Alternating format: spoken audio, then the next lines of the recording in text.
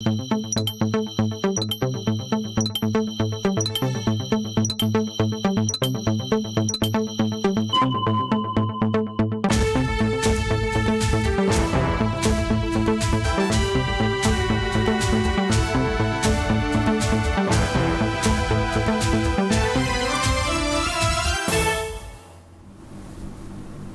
la une de ce journal, situation sécuritaire au Burkina Faso, l'Assemblée législative de transition ALT a adopté en séance plénière un projet de loi relatif à la sécurité nationale. Voté à l'unanimité, cette loi installe un nouveau paradigme dans l'approche sécuritaire.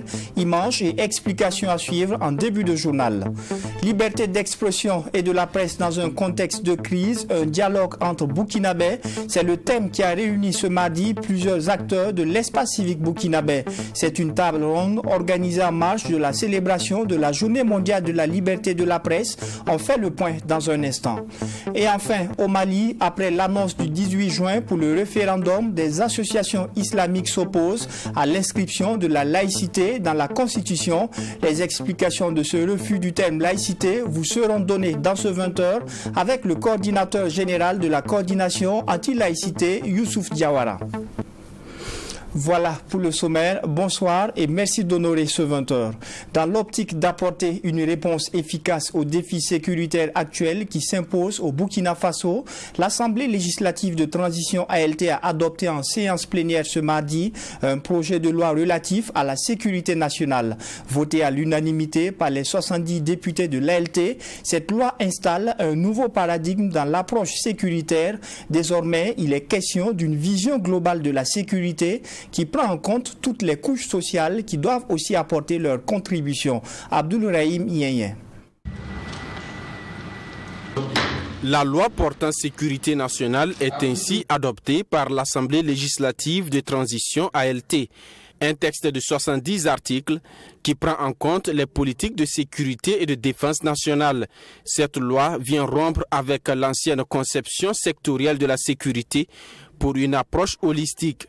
Pour Pawende Edouard Savadogo, rapporteur de la Commission des Affaires étrangères, de la Défense et de la Sécurité, cette loi constitue un nouveau paradigme adapté au contexte actuel de sécurité. Le projet de loi relatif à la sécurité nationale prend en compte la nécessité de rompre avec la conception trop sectorielle et cloisonnée de la sécurité pour s'inscrire dans une vision et une orientation stratégique fondée sur une construction de l'action publique sur la base d'un processus participatif et inclusif. Les étapes ultimes de ce vaste chantier de réforme du secteur de la sécurité consistent à élaborer une politique de sécurité nationale et une stratégie de sécurité nationale. De manière concrète, tout citoyen a une part de responsabilité dans la sécurisation du pays qu'il doit assumer. Pour le ministre en charge de la sécurité, le colonel Boukare Zungrana, les structures privées de sécurité sont appelées à apporter leur contribution. Nous savons que la sécurité, c'est un secteur régalien de l'État, mais l'État a concédé, a permis aux privés de pouvoir prendre part à cette sécurisation parce qu'il y a les effectifs qui ne suffisent pas, il y a essentiellement les effectifs qui ne suffisent pas, on n'en a jamais suffisamment assez, mais leur action s'inscrit beaucoup plus dans la prévention. Parce que les sociétés privées qui sont là, qui gardent les entreprises ou les domiciles, ça permet au moins rapidement de signaler qu'on a telle ou telle situation. Et parce qu'il y a certains qui ne sont même pas armés, donc vous comprenez avec moi que c'est de la prévention. Et il y a d'autres par contre qui sont armés, donc qui peuvent apporter une première réponse. Le ministre en charge de la Défense, le colonel-major Kassoum Koulibaly, s'est félicité pour l'adoption de cette loi. Pour lui, cette loi portant sécurité nationale est inspirée des réalités du terrain, donc adaptée au contexte actuel. Le Burkina Faso abrite depuis ce mardi 9 mai le 3e congrès de la Fédération des syndicats des personnels des parlements africains. 3 jours durant, des délégués venus de plusieurs parlements africains entendent échanger autour du thème « Contribution des syndicats des administrations parlementaires à la prévention et à la résolution des crises sécuritaires et humanitaires en Afrique ». Le compte rendu est signé Amadou Bourema avec la voix de Mamidria Nakamabou. Contribution des syndicats des administrations parlementaires à la prévention et à la résolution des crises sécuritaires et humanitaires en Afrique. C'est sur ce thème que se tient le 3e congrès de la Fédération des syndicats de personnel des parlements africains. Pour le député Ousmane Diallo, représentant le président de l'Assemblée législative de transition, le Burkina Faso, en acceptant d'être l'hôte de ce congrès, nourrit l'espoir que de ces travaux sortiront des recommandations à même de permettre aux travailleurs des parlementaires africains de bien remplir leur mission au quotidien.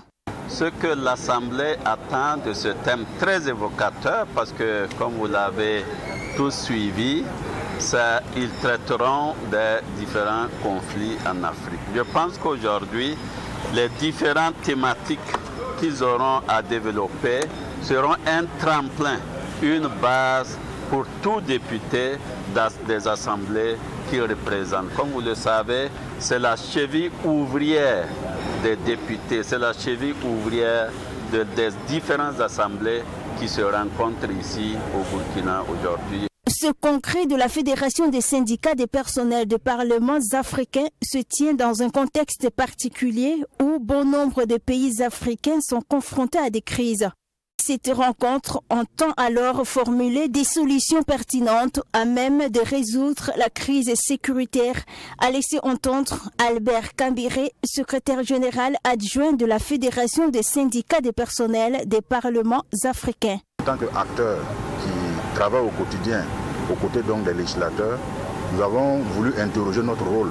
Effectivement, comment en tant qu'organisation syndicale, nous pouvons effectivement agir au regard de nos attributions diverses, donc pour apporter notre pierre dans cette lutte contre le phénomène terroriste. Évidemment, nous allons dégager des pistes de réflexion en fonction donc de ce que nous avons comme mission au sein des assemblées, pour voir un peu comment, en tout cas, nous allons juguler ce phénomène-là en termes de propositions, en termes de recommandations donc, auprès donc, des législateurs qui sont d'ailleurs donc, nos patrons. Ce congrès qui se tient durant 3 jours connaît la participation des délégations venues de l'Afrique de l'Ouest et de l'Afrique centrale. En Afrique, quand un vieillard meurt, c'est une bibliothèque qui brûle. C'est en ces termes que l'écrivain Amadou Ampateba rendait hommage aux aînés dans la culture africaine. Les autorités burkinabées, eux aussi, ont rendu hommage au trésor humain vivant du pays à travers une distinction au grade de chevalier de l'ordre du mérite. Et dans l'optique de traduire leur reconnaissance au chef de l'État, les trésors humains vivants du Burkina ont été reçus par le capitaine Ibrahim Traoré. Depuis la mise en place des trésors humains vivants en 2013, eh bien, c'est la toute première fois qu'ils sont reçus par un chef d'État, Michael Tougri. C'est une délégation venue traduire au chef de l'État, le capitaine Ibrahim Traoré, toute sa gratitude pour le grade de chevalier de l'ordre du mérite auquel ces trésors humains vivants ont été élevés en tant que personnes ressources, détentrices de savoir et de savoir-faire authentiques dans le domaine de la culture lors de cette 20e édition de la Semaine nationale de la culture. Ces hommes qu'on pourrait appeler des hommes à tête pleine, des hommes à tête bien faite, des hommes qui, dans une nation, concentrent le savoir, la connaissance, la culture, qui pour nous de l'Afrique est très importante parce que, comme l'a d'ailleurs dit le professeur Kizerbo, en Afrique, pratiquement, c'est le roi qui règne et la coutume qui gouverne. C'est-à-dire la coutume, c'est la culture. Dans notre tradition d'Afrique, c'est la culture qui gouverne. Pas le politique, pas le social, etc. Et donc, il faut tout faire pour préserver ces hommes qui, en eux, renferment justement la culture. Selon le porte-parole des trésors humains vivants, maître Titenga Frédéric Passiré, ces hommes qui concentrent le savoir, la connaissance, la culture, trouvent en cette distinction une reconnaissance de leur œuvre et en cette audience un honneur. Et c'est dans cette logique que les trésors humains vivants ont la mission de travailler à former une relève pour participer davantage à la promotion de la culture et des savoir-faire culturels. L'Afrique noire tient à la cohésion sociale. L'Afrique tient au regroupement, au vivre ensemble et n'a pas à exclure un homme. Il n'y a pas de prison. Et donc, l'Afrique accorde trop d'importance à la culture. L'homme africain est d'abord culture. En raison de cela, si on a institué les trésors humains vivants, c'est justement qu'ils incarnent la culture, mais que surtout qu'ils fassent connaître la culture, qu'ils développent la culture, qu'ils enseignent la culture. Pour l'essentiel, nous avons été honorés pour la première fois depuis la création des trésors humains vivants, qui date depuis 10 ans. La première fois de rencontrer nos chefs de l'État, c'est déjà beaucoup, mais cela nous encourage à tout faire pour préserver notre patrimoine culturel. Au cours de cette audience, cette délégation des trésors humains vivants a remis aux chefs de l'État des présents, issus de leur savoir-faire et symboles de leur contribution à l'effort de guerre. Les trésors humains vivants sont des personnes possédant un haut niveau de connaissances et de savoir-faire pour interpréter et recréer les éléments spécifiques du patrimoine immatériel du Burkina Faso. Dans le cadre de la célébration de la Journée mondiale de la liberté de la presse, le Haut Commissariat des Nations Unies aux droits de l'homme et le ministère de la Justice et des droits humains du Burkina Faso ont organisé ce mardi une table ronde autour du thème « Liberté d'expression et de la presse dans un contexte de crise, un dialogue entre Burkinabés ». Cette table ronde a permis de réunir plusieurs acteurs de l'espace civique. Fatimata Nikiema y était, voici son reportage. Professionnels des médias, organisations de la société civile, organisations non gouvernementales, agents du ministère de la Justice et des droits humains et ceux du ministère de la Sécurité étaient autour d'une même table ce 9 mai. Objectif, discuter sur la liberté d'expression et de la presse dans ce contexte de crise où des acteurs de l'espace civique sont victimes de menaces et de restrictions de leurs droits.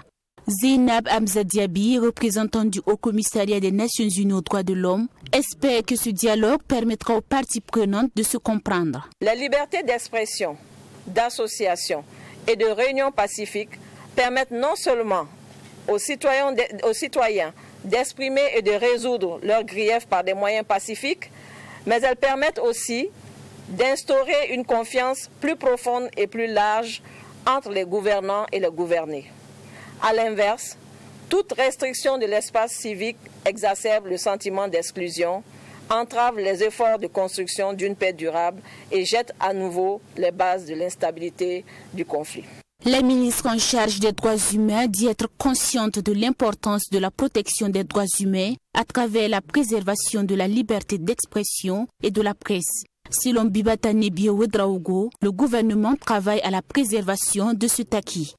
En dépit du contexte sécuritaire difficile, le gouvernement reste conscient de l'importance de la liberté d'expression dans la préservation de la cohésion sociale et de l'unité nationale, qui sont des conditions indispensables pour la consolidation des acquis des actions opérationnelles de lutte contre le terrorisme d'une part et de raffermissement plutôt des conditions de développement économique et social du pays d'autre part. C'est pourquoi il reste engagé à préserver les conditions de son exercice à tous, sans discrimination quelconque, telle qu'elle est encadrée par les lois et règlements en vigueur au Burkina Faso. Les participants qui ont profité de ce cadre pour partager leur expérience disent être satisfaits des échanges et des communications. Pour le docteur Syriac Paré, cette table ronde a permis de mettre à nu les difficultés rencontrées par les professionnels des médias, les journalistes et des acteurs de la société civile, chose qui a permis de formuler des recommandations. Par exemple, en matière d'application des textes qui existent, peut-être de poursuite en justice des auteurs de menaces contre les journalistes, d'un meilleur environnement économique pour les hommes de presse à travers l'application de la convention collective. Je pense que ce sont des recommandations qui sont à poursuivre pour espérer leur mise en œuvre et garantir de meilleures conditions d'expression de la liberté de la presse à travers donc de meilleures conditions d'exercice des professionnels de l'information.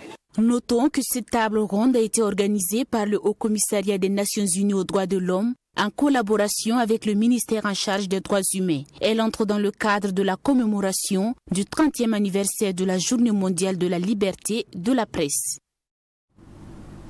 La ville de Manga, dans le centre-sud du Burkina Faso, a abrité ce mardi la célébration de la Journée mondiale de la Croix-Rouge et du Croissant-Rouge. Pour cette année 2023, la journée est célébrée sous le thème « Nous faisons tout avec le cœur ». En raison du contexte national marqué par les déplacements des populations, la Croix-Rouge burkinabé a décidé à cette occasion de venir en aide aux personnes déplacées internes. Alexis Wenkouni, Belem Naba, de retour de Manga. Ils sont 100 ménages, dont 70 déplacés internes et 30 des couches vulnérables de la cité de l'Épervier à bénéficier du soutien en vivres et des vêtements. Le geste est de la Croix-Rouge Burkina Faso qui s'inscrit dans le cadre de la célébration de la date anniversaire du cofondateur du mouvement international, Henri Dumas. Une commémoration pour matérialiser l'unicité et l'unité de ce mouvement, mais aussi pour célébrer l'esprit humanitaire et rendre hommage aux personnes qui font la différence dans leur communauté. La Croix-Rouge fonctionne sur la base des principes fondamentaux. Et le tout premier principe fondamental, c'est le principe d'humanité. Ce principe est un principe qui invite à la solidarité, à l'entraide et à la compassion. Et tout ce que nous devons faire doit se faire avec le cœur. Parce que nous intervenons pour des êtres humains qui sont en difficulté, qui ont besoin d'un réconfort moral. Et si nous faisons tout avec le cœur, cela va leur permettre déjà d'être soulagés sur le plan moral avant que nous puissions leur apporter une assistance matérielle. Pour cette édition 2023, conformément à l'esprit de délocalisation, c'est le Zunduego qui a accueilli cet événement. C'est en tenant compte du contexte national marqué par des déplacements internes de près de 2 millions de personnes. Manga, qui accueille la commémoration de cette journée de la Croix-Rouge, enregistre près de 5000 déplacés internes. Ce choix de la région du centre-sud traduit la sympathie et le confort des personnes qui sont dans le besoin, selon le secrétaire général de la Croix-Rouge burkinabé. Et c'est avec joie que les bénéficiaires reçoivent ce don. Nous sommes des démunis, on ne connaît pas comment faire. S'ils ont pensé à nous, on les remercie beaucoup à ce jour. On remercie tous les participants et les volontaires et toutes les autorités ici présentes. On a eu du riz, on a eu du sucre, on a eu du sel, on a eu de l'huile et des vêtements. Voilà, on les remercie beaucoup. Le CSPS de Kaïbo n'a pas été oublié, un centre de formation sanitaire qui accueille un grand nombre de déplacés internes. C'est un chèque d'1 million de francs CFA remis à la formation sanitaire, dont le but est de contribuer au paiement des médicaments au profit de ces personnes vulnérables. Il s'agit du CSPS de Kaïbo Centre, en tout cas qui a tout un peu comme un petit village à côté, et qui a été mis en place presque du fait des déplacés. Et ce sont ces personnes-là que nous allons utiliser ce chèque-là, acquérir des médicaments au niveau de la CAMEC, pouvoir les appuyer en matière de soins. Il faut dire que les difficultés ne manquent pas, même si la zone semble être calme. Il y a des déplacés. Seulement ici, les déplacés ne sont pas réunis dans des camps, de telle sorte que ce n'est pas très visible comme ça. Mais au fond, il y a beaucoup de déplacés et les mêmes difficultés qu'il y a ailleurs. Nous les connaissons également. Une collecte de poches de sang est également initiée pour pallier le manque de sang dans les différents centres hospitaliers. Ces mêmes élans de solidarité et de gestes d'humanisme seront posés dans les différents comités de la Croix-Rouge repartis dans les 45 provinces du pays. On vous le disait en titre, hors de chez nous, au Mali, la coordination des mouvements, associations et sympathisants de l'imam Mahmoud Dicko demande le retrait du mot laïcité du projet de loi fondamentale. La coordination menace de voter contre si le gouvernement ne prend pas en compte sa préoccupation. Le coordinateur général de la coordination anti-laïcité Youssouf Diawara donne des explications dans cet élément de Maxime Jean-Eudes Bambara. Alors qu'un référendum constitutionnel est prévu le 18 juin prochain au Mali, la coordination des mouvements, associations et sympathisants de l'imam Mahmoud Dicko demande le retrait du mot laïcité du projet de loi fondamental. Selon le coordinateur général de la coordination Youssouf Daba Diawara, joint au téléphone, le gouvernement ne pourra pas compter sur le soutien de la Ligue malienne des imams et érudits islamiques dénommée l'imama tant que le terme laïcité demeurera dans l'avant-projet de la nouvelle constitution. On a vu que la campagne référendaire sera ouverte vers le 2 juin. Et le rôle de la Limama sera très clair, c'est de demander à voter non si toujours la laïcité est maintenue dans la nouvelle constitution. Donc on donne le temps au gouvernement de revoir si avant la date butoir, s'il n'y a pas de changement, s'il n'y a pas d'évolution, la Limama appellera à voter contre. Parce que lors de la dernière conférence de presse, la Ligue et ses partenaires ont été clairs. On a demandé au gouvernement de revoir l'avant-projet, d'enlever catégoriquement la laïcité dans la Constitution. Donc je pense que c'est très clair. Selon ce dernier, la laïcité telle que prônée dans la nouvelle Constitution est en déphasage avec les réalités du peuple malien. Pour lui, un État laïque est différent d'un État multiconfessionnel. Faire la différence entre un pays laïque et un pays multiconfessionnel est très simple pour nous. Un pays laïque est un pays qui écarte de la gestion de l'organisation de l'État toutes les religions, c'est-à-dire Dieu, alors qu'un pays multiconfessionnel est un pays qui prend en compte toutes les religions dans la gestion et l'organisation de l'État. Et aujourd'hui, force est de constater que les Maliens, à 100%, sont des religieux. Parce qu'il y a la religion chrétienne qui est là, il y a la religion musulmane qui est là, et il y a les animistes qui sont considérés comme une religion aussi. Donc nous pensons que si nous voulons faire le Mali Koura, refonder un nouveau Mali, nous pensons que nos autorités doivent tenir compte de l'aspiration profonde du peuple malien. Il ne saurait y avoir, à l'en croire, une vraie refondation possible du Mali à 90% musulmans sans référence à Dieu. Dans ce bras de fer, le gouvernement entend organiser par anticipation le 11 juin le vote des forces armées maliennes. Mais pour Youssouf Daba Diawara, cette formule n'est pas la bonne. Parce que nous voyons aujourd'hui que le Mali est en crise et que les militaires sont un peu partout éparpillés sur le territoire national et que les conditions ne sont pas réunies pour pouvoir superviser comme il faut l'élection qui va se dérouler le 11.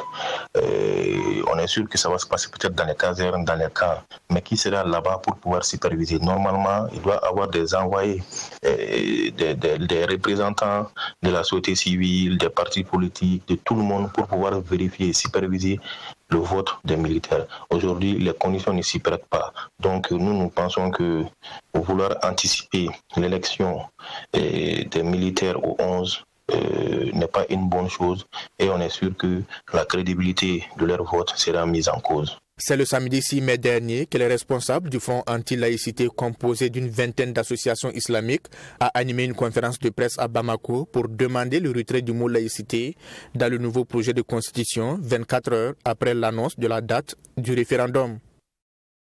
Et au Sénégal, l'opposant Ousmane Sonko a été condamné lundi en appel à une peine de 6 mois de prison avec sursis pour diffamation et injure publique dans l'affaire qu'il oppose au ministre de la Culture. La Cour d'appel précise que le montant des dommages et intérêts est fixé en première instance à 200 millions de francs CFA. L'opposant sénégalais Ousmane Sonko a été condamné à 6 mois de prison avec sursis et à une amende de 200 millions de francs CFA à l'issue de son procès en appel dans l'affaire de diffamation contre le ministre du Tourisme sénégalais, Mame Mbaye Niang. Il s'agit d'une des affaires judiciaires qui menace sa candidature à l'élection présidentielle de 2024. C'est que la Cour a infirmé partiellement le jugement entrepris, c'est-à-dire le jugement qui a été déféré devant elle, elle a partiellement infirmé, retenu le délit de diffamation, retenu par ailleurs le délit d'injure publique. Et la Cour a condamné M. Ousmane Sonko à 6 mois d'emprisonnement avec sursis pour les 2 infractions. Et a confirmé les 200 millions de dommages et intérêts qu'il doit payer à M. Mbaye Niang. Ousmane Sonko, qui était aux abonnés absents lors du procès, avait prévenu qu'il ne collaborerait plus avec la justice si l'État ne garantissait pas sa sécurité. Selon l'avocat du ministre du Tourisme, la condamnation exclurait Sonko du scrutin présidentiel de 2024 si elle était confirmée à l'issue d'une période d'appel de 6 jours. Il a 6 jours à côté de la notification de la décision pour se pourvoir en cassation. Si maintenant il n'exerce pas cette voie de recours extraordinaire, il est bien évident que la décision sera définitive. Et il me semble que la conséquence du caractère définitif de cette décision, c'est de l'exclure définitivement de la course à la présidence. Également au centre d'un procès pour viol, l'opposant avait affirmé avoir été victime d'une tentative d'assassinat par la police en mars, des atteintes à son intégrité qu'il affirme être un complot du président Macky Sall visant à torpiller sa candidature pour 2024. Et on s'arrête ici pour cette session d'information. Merci de l'avoir suivi. Bonsoir.